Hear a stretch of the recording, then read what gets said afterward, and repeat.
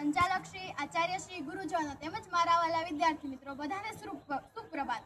આજે છે વિશ્વ સિંહ દિવસ। સિંહ કે જેના માત્ર હોવાથી આખું જંગલ ગુંજી ઉઠે છે તેવા સાવજના અસ્તિત્વને સલામ।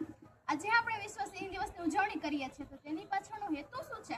તો કે સિંહોનું સંરક્ષણ અને જતન કરવા માટે, જનજાગૃતિ ફેલાવવા તેમજ કુદરતી સંતુલન જાળવવા માટે આપણે આ દિવસની ઉજવણી કરીએ છીએ।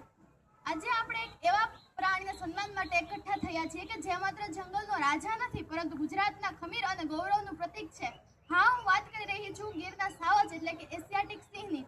સિંહ સાહસ, શક્તિ, નેતૃત્વ અને ગરિમાનું પ્રતીક છે। આખા એશિયા ખંડમાં ગુજરાતના ગીર એક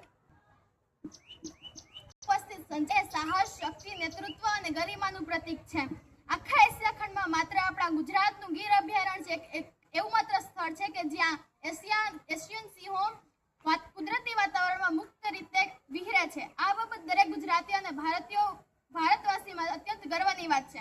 મિત્રો, એક સમય હતો કે જ્યારે શિકાર અને માનવીય દખલગીરીના કારણે સિંહોની વસ્તી ખૂબ ઓછી થઈ ગઈ હતી, પરંતુ વન વિભાગના સખત પ્રયાસો, માલધારીઓનો સિંહો પ્રત્યેનો પ્રેમ અને ગુજરાત સરકારની સંરક્ષણ નીતિઓના કારણે આજે સિંહોની સંખ્યામાં સતત ગર્વજનક વધારો થઈ રહ્યો છે।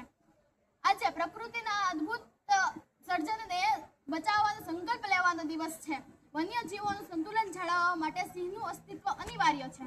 આજે આ દિવસે આપણે સૌ પ્રતિજ્ઞા લઈશું કે સિંહના સંરક્ષણ માટે આપણે સૌ પોતાનું યોગદાન આપીશું, વન્યજીવો પ્રત્યે દયાભાવ રાખીશું। અને અંતે બસ મને સિંહ માટે એક લાઈન યાદ આવે છે કે ગીરની ઝાડીઓમાં જેની ડળક સંભળાય